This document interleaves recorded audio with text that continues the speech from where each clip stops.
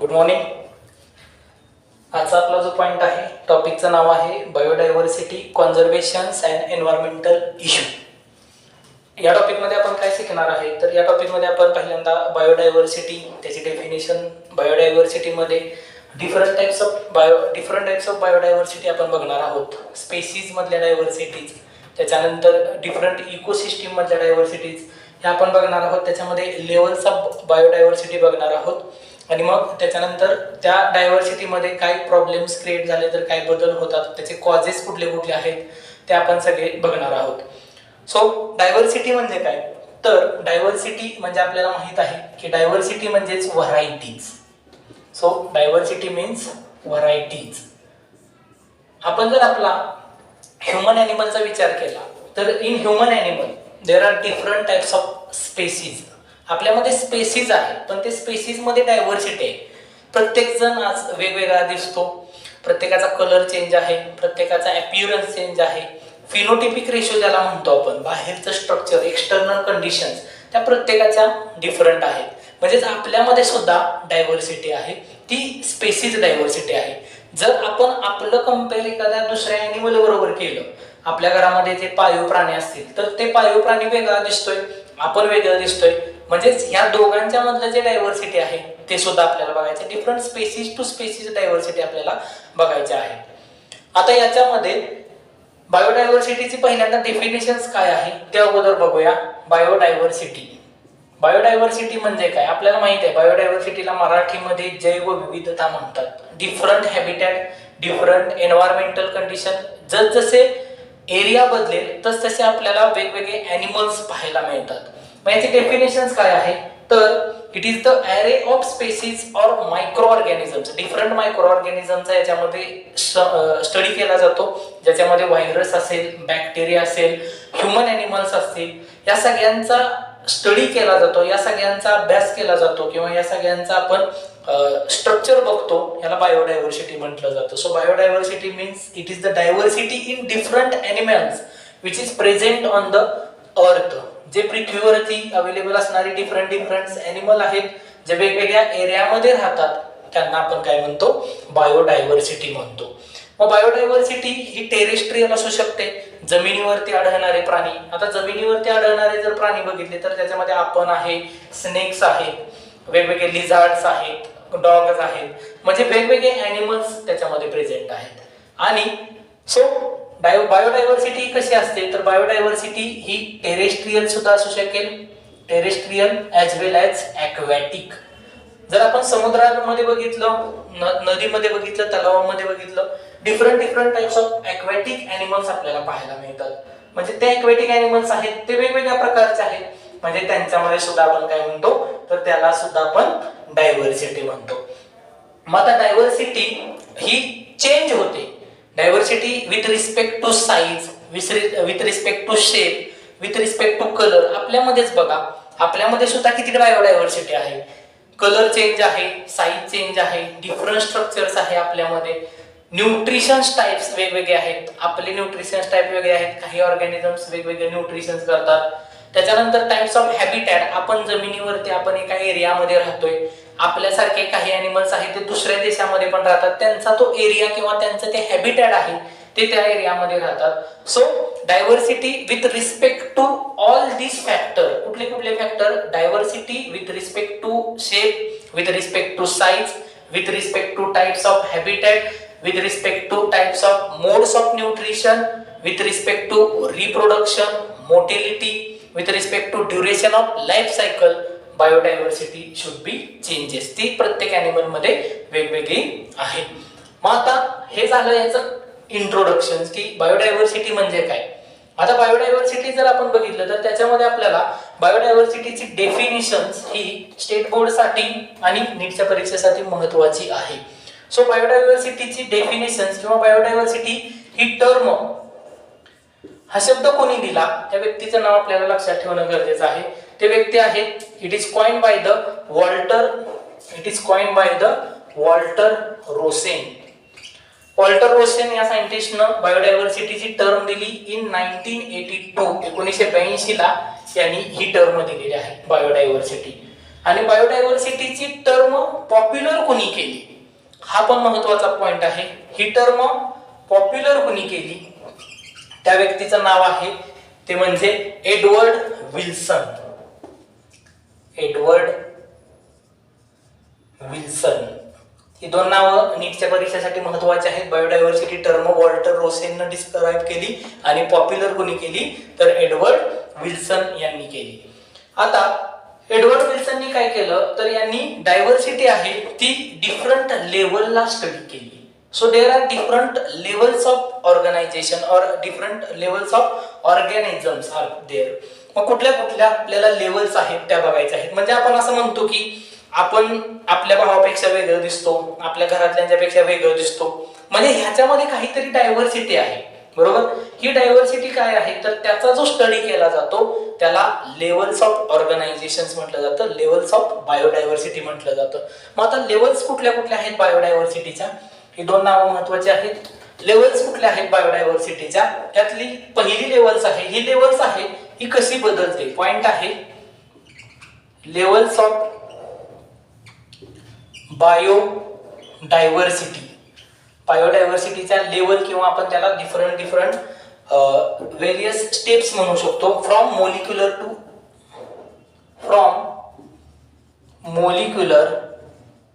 To ecosystem. म्हणजे एका organisms पासून, एखादा बॅक्टेरिया असेल त्या बॅक्टेरियापासून तो बॅक्टेरिया कुठल्या इकोसिस्टीम मध्ये राहतोय, तो कुठल्या एरियामध्ये राहतोय, याच्यावरून लेवल्स ऑफ बायोडायव्हर्सिटी, त्याच्यामध्ये त्याचे 3 लेवल्स आपल्याला स्टडी करायचे आहेत. त्यातली पहिली लेवल आहे ती कुठली आहे तर पहिली लेवल आहे ती जेनेटिक लेवल्स ऑफ बायोडायव्हर्सिटी. त्याला आपण जेनेटिक डायव्हर्सिटी म्हणतो. Genetic diversity. मग आता genetic diversity it is the intraspecific, ह्याला एक टर्म आहे जेनेटिक डायव्हर्सिटीला, हे माझ्या बरोबर लिहित चला म्हणजे ते लक्षात राहील. Genetic diversity is called as a intraspecific. Intraspecific म्हणजेच ह्युमन मध्ये जर आपण ह्युमनचा विचार केला, आपला विचार केला तर ह्युमन टू ह्युमन आपण जर डायव्हर्सिटी बघितली तर प्रत्येक ह्युमन हा वेगळा दिसतोय, बरोबर. म्हणजेच आपल्यामध्ये जी डायव्हर्सिटी आहे त्याला आपण म्हणू शकतो जेनेटिक डायव्हर्सिटी आहे. मग जेनेटिक डायव्हर्सिटी मध्ये diversity in number and types of genes as well as chromosomes. म्हणजे इथं काय झालं, डायव्हर्सिटी कशामध्ये आहे आपल्यामध्ये तर डायव्हर्सिटी आहे ती numbers and types of gene. Numbers and types of gene, also chromosome. मग जेनेटिक डायव्हर्सिटी प्रत्येक ऑर्गॅनिझम्स, प्रत्येक आपल्या घरामधले जी माणसं आहेत ती वेगवेगळ्या स्ट्रक्चरची दिसतायत याच्या मागे आहे, त्याला म्हटलं जातं जेनेटिक डायव्हर्सिटी. आता ही जेनेटिक डायव्हर्सिटी आहे म्हणून काय परिणाम होतोय, म्हणून इव्हॉल्युशन होतंय. इव्हॉल्युशन मध्ये नवीन ऑर्गॅनिझमची निर्मिती होते. सो डायव्हर्सिटी यांच्यामुळे काय होतं, सो इव्हॉल्युशन स्टार्ट होतं. जर ऑर्गॅनिझम्स मध्ये बायोडायव्हर्सिटी नसेल तर काय होईल तर त्याच प्रकारचे ऑर्गॅनिझम्स तयार होत राहतील कंटिन्युअस. आपल्यामध्ये तसं होत नाही, आपल्यामध्ये दरवेळेला इव्हॉल्युशन्स होत असतं. मग आता जेनेटिक डायव्हर्सिटीला आपण जेनेटिक व्हेरिएशन सुद्धा म्हणतो. आणि मग जसं एन्व्हायरमेंटल कंडिशन्स बदलतील, इथं पॉइंट एक महत्वाचा लिहितो की as environmental condition changes, as environmental conditions changes, जसजशा एन्व्हायरमेंटल कंडिशन्स बदलत जातील, जे बेस्ट ॲडॅप्टेड असतील they can survive or they will survive म्हणू आपण त्याला. जे ऍडॅप्टेशन्स करतील, स्वतःमध्ये बदल करतील, ते ऑर्गॅनिझम्स आहेत ते सर्व्हाइव्ह करू शकतील. म्हणजे आपण असं म्हणू की समजा एखादा ऑर्गॅनिझम्स आहे, जेनेटिक्स मध्ये जर आपण विचार केला, एखाद्या ऑर्गॅनिझमचा विचार केला, आपल्या घरामध्ये डॉग आहे, त्या डॉगला 4 पिल्ली झाली तर ते वेगवेगळ्या कलरची वेगवेगळ्या स्ट्रक्चरची दिसतात, म्हणजे इव्हॉल्युशन आहे, बरोबर. ते इव्होल्युशन असताना त्यांच्यामध्ये जशी एन्व्हायरमेंटल कंडिशन्स बदलले तसं त्यांच्यामध्ये बदल होतोय. आपल्यामध्ये एन्व्हायरमेंटल कंडिशन, कोरोनामध्ये बदल झाला, आपल्या स्वतःमध्ये काय झाला, बदल होत गेला. पहिल्यांदा व्हायरस आला कोरोनाचा, तो होता अल्फा, डेल्टा वगैरे व्हेरियंट होते. प्रत्येक व्हेरियंट आला, आपल्यामध्ये बदल होत गेला, आपण अडॅप्टेड झालो. आपण अडॅप्टेड झालो म्हणून आपण काय करू शकलो, सर्व्हाइव्ह करू शकलो. सो हा महत्वाचा पॉइंट आहे, जेनेटिक और बायोडायव्हर्सिटी मधला हा महत्वाचा पॉइंट आहे, जेनेटिक व्हेरिएशन्स मधला. मग greater the diversity better will be the sustenance of species. Greater diversity, जेवढी डायव्हर्सिटी जास्त, आपल्यामध्ये जसजसे वेगवेगळे स्ट्रक्चर तयार होतील, जेवढी डायव्हर्सिटी जास्त, as a diversity increases or greater diversity, then better would be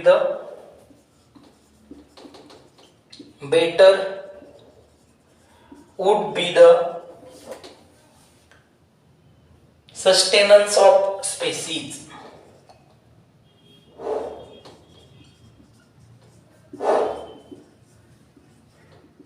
Better will be the would be the sustenance of species. म्हणजे समजा आपल्या इथं आपल्याला माहिती आहे की गुलाबाचं झाड, रोज ट्री, आपल्याला नेहमी माहिती आहे की रोज ट्री म्हणजेच रेड कलरचा आहे, बरोबर. पण जर रेड कलरच्या रोजच्या ट्रीज वरती किंवा लाल कलरचा गुलाब आहे, त्याला जर काही कारणास्तव त्याला इन्फेक्शन झालं, व्हायरल इन्फेक्शन, व्हायरस एखादा घुसला, तर सगळ्या जगातल्या रेड रोज संपून जातील. मग आपल्याकडे काय शिल्लक राहीलच नसतं. पण आपण काय झालंय, जेनेटिक्स डायव्हर्सिटी मध्ये आपण काय शिकतोय की आपल्याला फक्त रेड कलरचं रोज मिळतं का, नाही, व्हाईट कलरचं पण असतं, पिंक कलरचं पण असतं. सो वेगवेगळ्या कलरची गुलाबाची फुलं आपल्याला मिळतात, वेगवेगळ्या कलरची झाडं आपल्याला बघायला मिळतात. म्हणजे एक नष्ट झालं तर दुसरं त्या ठिकाणी प्रेझेंट होणार आहे किंवा दुसरं त्या ठिकाणी अवेलेबल असणार आहे.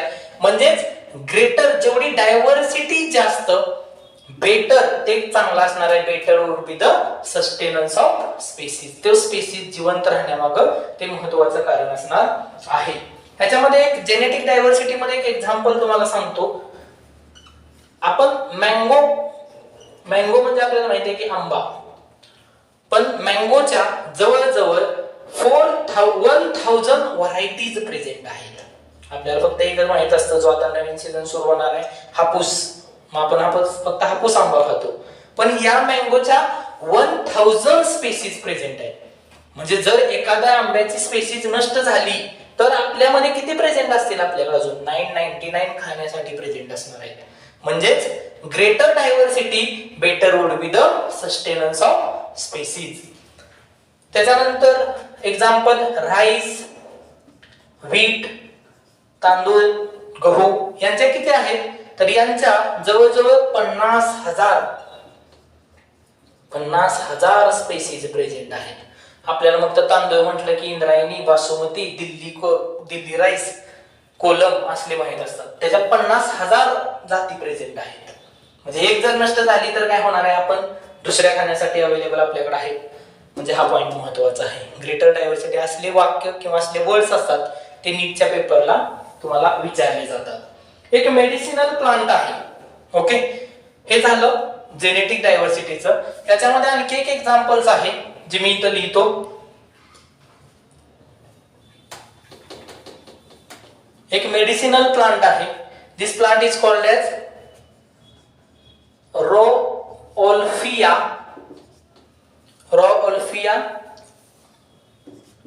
ओमिटोरिया.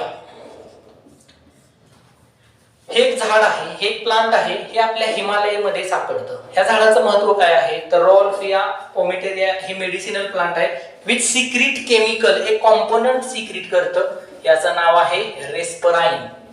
दिस केमिकल इज कॉल्ड एज